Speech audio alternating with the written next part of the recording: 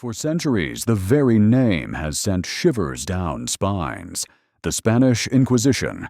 It conjures images of unholy terror, secret courts, endless torture, thousands burned alive in spectacular public displays of cruelty. It's a story told and retold, a symbol of fanaticism and darkness. But what if much of what we think we know is wrong? What if the real history is far more complex, far more chilling, and in some ways even more human than the myths? Today, we strip away the legends, venture into the forgotten archives, and reveal the true story of the Spanish Inquisition.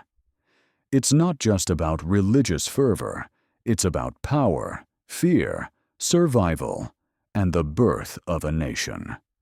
To understand the Inquisition, we must first understand Spain. Unlike much of Europe, medieval Spain was a land of three faiths: Christians, Muslims, and Jews. For nearly 800 years, a fascinating, often volatile coexistence reigned. This era, known as La Convivencia, saw periods of incredible intellectual and cultural flourishing. Christians studied Arab philosophy. Jews contributed to medicine and astronomy. But below the surface, political and religious tensions always simmered. By the late 15th century, the Christian kingdoms were ascendant. In 1492, a pivotal year, Ferdinand of Aragon and Isabella of Castile completed the Reconquista, conquering Granada, the last Muslim stronghold. Spain was united, but deeply fractured by faith. The monarchs, known as the Catholic kings, harbored a singular vision: a unified, purely Catholic Spain. The answer, they believed, lay not just in conversion, but in purity. For centuries, Spain's Jewish communities, known as Sephardim, had thrived.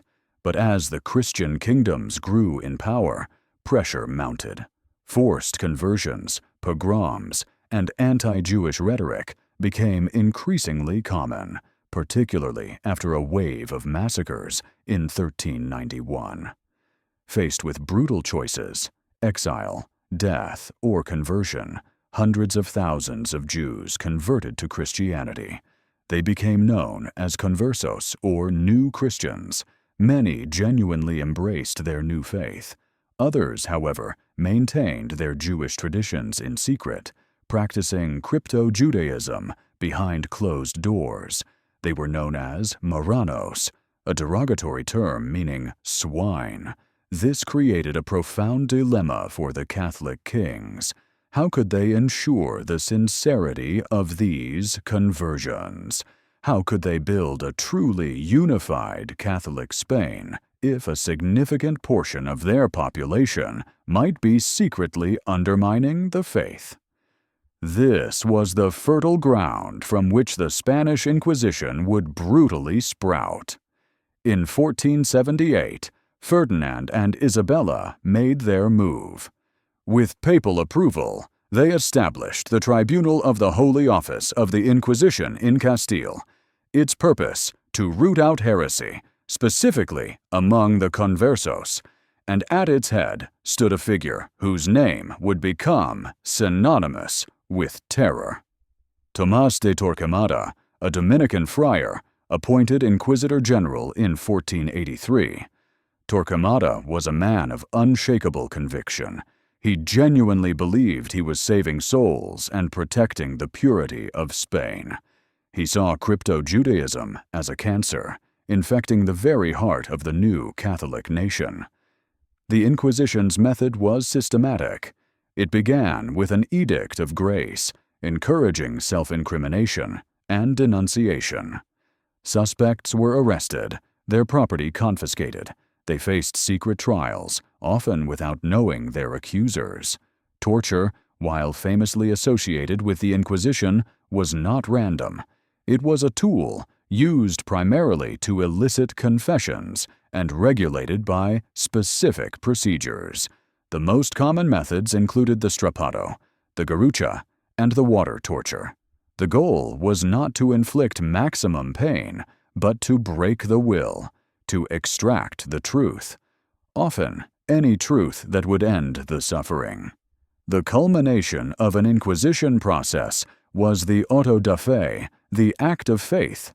These were public ceremonies, spectacles of immense religious and civic importance, where sentences were read out.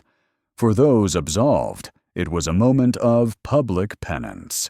For the guilty, it meant imprisonment, fines, or worst of all, being relaxed to the secular arm. This chilling phrase meant the Inquisition handed the condemned over to civil authorities for execution, typically by burning at the stake. The number of executions attributed to the Spanish Inquisition is a matter of intense historical debate. Early Protestant propagandists inflated numbers into the hundreds of thousands. Modern scholarship, based on extensive archival research, estimates that over its 350-year history, between 3,000 and 5,000 people were executed. While the Conversos were its initial focus, the Inquisition's reach soon extended.